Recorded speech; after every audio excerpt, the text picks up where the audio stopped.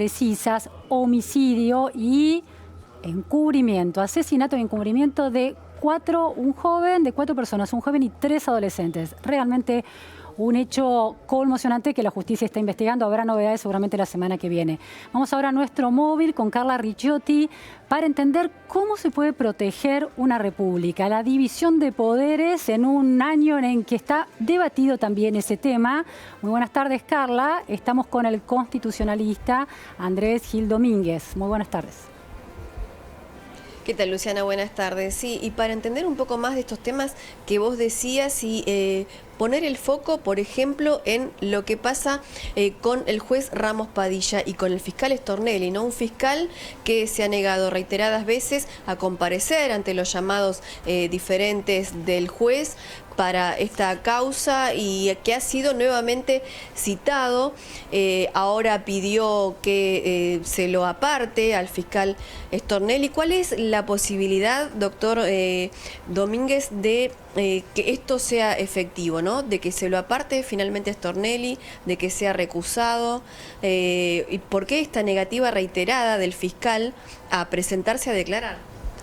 No existe ningún justificativo que puede esgrimir el fiscal Stornelli para no ponerse a derecho, para no presentarse a la declaración indagatoria para la cual ha sido citado 5 veces y por el cual ha sido declarado en rebeldía, cuya rebeldía ha sido confirmada por la Cámara Federal de Mar del Plata, y mucho menos aún se entiende porque el fiscal Stornelli tiene inmunidad de arresto, con lo cual, por más que después de la declaración indagatoria se dicte el procesamiento y un eventual auto de prisión preventiva, este no podría ser efectivizado porque la ley orgánica del Ministerio Público le otorga justamente esta inmunidad de arresto.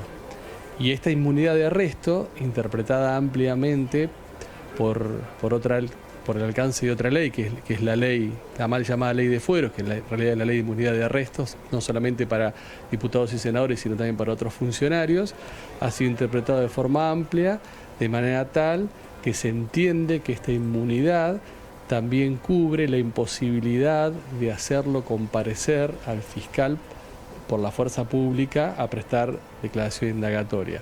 Por eso, la Cámara Federal de Mar del Plata, al ratificar la declaración de rebeldía, ha solicitado también que se pongan en marcha los mecanismos institucionales a los efectos de que el fiscal, de persistir con esta situación, pueda presentarse a declarar, y para eso tiene que ser sometido a un tribunal de enjuiciamiento que prevé la propia ley del Ministerio Público y ser destituido. Andrés, sí, muy buenas tardes, Andrés. Para ir por partes, porque es, buenas tardes. Digamos, es complejo el mecanismo y es un juego de paso por paso, de alguna manera. Si el fiscal Stornelli no fuera un fiscal y fuera una persona común, ¿tendría derecho a resistir estos llamados de un juez de la causa indagatoria, así como lo está haciendo el fiscal? ¿Podría la defensa legítimamente argumentar y de alguna manera urdir esta estrategia? No, porque cualquier otra persona, si adoptase la misma posición procesal, el juez ordenaría que a la fuerza pública que lo fuese a buscar y lo llevase a tribunales para que declarase. No podría sostener esta misma posición que sostiene Stornelli cualquier otra persona. Stornelli la sostiene en base al cargo que detenta y a las inmunidades que ese cargo le han dado. Ahora, pero se le han dado para que cumpla con sus funciones. Ahora, lo que ha hecho la defensa de Stornelli es postergar la presencia de Stornelli ante el juez Ramos Padilla en Dolores, argumentando que había presentado recursos. Primero el de la sospecha de parcialidad por parte de Ramos Padilla, y luego el tema de la competencia, a lo que la Cámara ya respondió que no dio lugar a ninguna de las dos cosas. Pero digo, ¿eso es legítimo en términos legítimo legal en términos del proceso judicial? La recusación y esperar hasta que se sustancie la recusación para finalmente, eventualmente presentarse.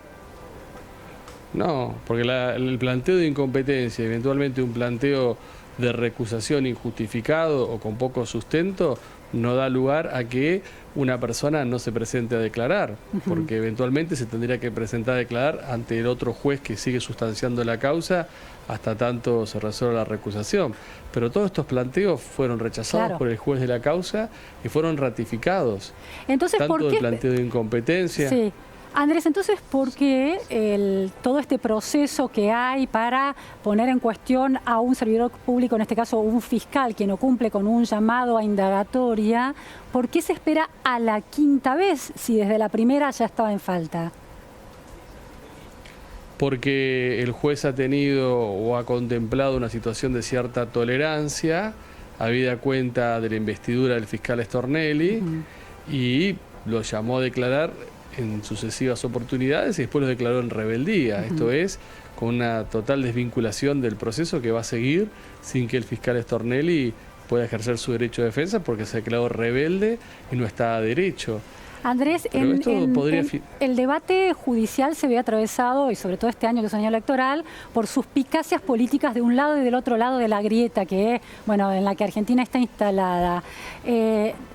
Según tu análisis, dirías que el modo en que el juez de Dolores, que es considerado por algunos cercano al kirchnerismo, ha obrado, como decías recién, protegiendo la investidura, teniendo consideraciones especiales por la investidura de Stornelli, al contrario de lo que podría suponer la otra parte de la grieta, que está siendo tendencioso.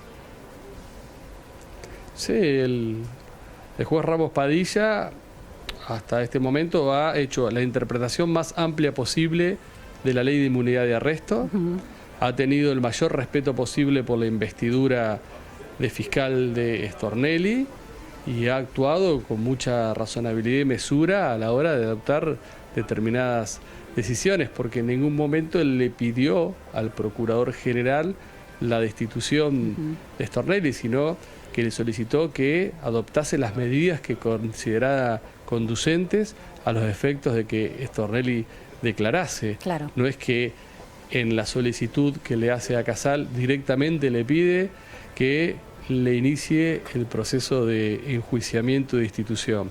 Es la Cámara la que al confirmar la rebeldía está diciendo que se inicien los mecanismos institucionales correspondientes para que se presente a declarar.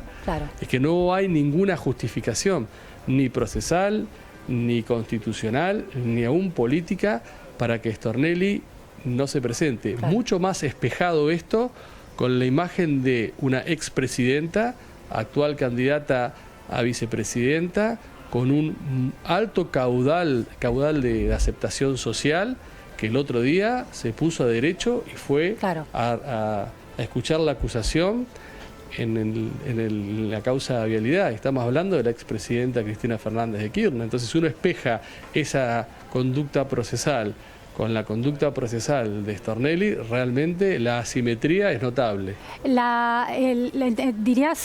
¿Definirías así esta estrategia que ha sostenido la defensa de Stornelli, con la que Stornelli ha cumplido a rajatabla, que no es ni legal ni legítima? No, no es legal, no es legítima, no tiene ninguna justificación y tiene un agravante. Conforme a la Constitución, los fiscales tienen por objeto defender la legalidad y los intereses comunes de la sociedad y de la comunidad. Entonces, un defensor de esta clase de derechos, de esta clase de intereses, no puede estar en un proceso judicial en una situación de rebeldía. Claro. Es como un oxímoron entre la función que debe cumplir y a su vez la función que debe cumplir. Él pide la indagatoria de muchas personas, persigue, pierde legitimidad en esa función pública que él tiene. Ahora, ¿cómo Stornelli va a dictaminar o va a solicitar el pedido de indagatoria de una persona, o que se lo haga comparecer con la fuerza pública una persona que no quiere indagatoria, si él mismo no va a una indagatoria? Sí, delicadísimo. Andrés, hay otra cuestión que se instaló a partir del anuncio de la precandidatura presidencial de Alberto Fernández, que fueron los dichos de Fernández en relación a la voluntad, en caso de ganar esa fórmula, la presidencia de la Nación, de revisar sentencias y causas originadas y llevadas adelante adelante por una serie de jueces, Bonadío entre ellos, Ercolini, bueno, son 5 o 6 jueces, la voluntad de revisarlos. ¿Cuánto de constitucional hay en ese planteamiento de un candidato que eventualmente puede ser presidente de los argentinos, de revisar sentencias o causas en su proceso? Causas que afectan a la expresidencia. Constitucional. Sí. Constitucionalmente hablando, el presidente no puede entrometerse en las causas judiciales en trámites ni restablecer las fenecidas, porque esto implica una clara violación de la división de poderes. Y este es un mandato expreso de la Constitución, con lo cual si el doctor Alberto Fernández en algún momento se lo electo presidente, no va a poder revisar absolutamente nada desde el Poder Ejecutivo. Distinto es que una persona afectada por una condena pueda plantear una acción de nulidad por cosa juzgada írrita, pero no es el presidente el que lo hace, sino eventualmente frente a una sentencia firme y definitiva donde se ha dictado violando ciertas formas o ciertas sustancias, el perjudicado sí podría, pero para nada el presidente de la Nación. No ha sido muy feliz desde ese punto de vista las expresiones de Alberto Fernández. Alberto Fernández argumentó que cuando después de la derrota del menemismo se revisaron fallos y causas que tenían que ver con la corte de menemista, porque bueno, habían sido poco confiables en términos legales, que no se planteó algo así como ¿por qué sorprendernos tantos de esta idea si esto ya se ha hecho? No, pero no se revisaron en esa época sentencias. Se tomaron sentencias definitivas y sobre la base del análisis de esos casos se inició un juicio político a determinados miembros de aquella Corte Suprema de Justicia. Pero no es que se revisaron. Y a ver, entonces la diferencia ahí, para entenderla bien, ¿cuál sería? La diferencia sería que una cosa es tomar un conjunto de sentencias dictadas por jueces de una Corte Suprema de Justicia a los efectos de evaluar su mal desempeño con el objeto de someterlo a juicio político. Bien. Eso es un tema. Y otro tema es una sentencia firme constitucional. Definitiva. Eso es constitucional. Eso es constitucional. Y podría hacerse también con otros jueces de primera instancia, de distintas instancias. Con jueces federales también se podría proceder igual. Con cualquier juez. Igual a un juez uno no lo puede enjuiciar por políticamente por una sentencia. Para que se dé la causal de mal desempeño tiene que haber un conjunto, una agrupación, una constante de sentencias dictadas contrarias a derecho. Claro. Porque siempre un juez de primera instancia, una Cámara, tiene una instancia de revisión. Claro, entiendo. Entonces, el mal desempeño no es por una sola sentencia, es por un conjunto de sentencias o por un direccionamiento o agrupación de sentencias.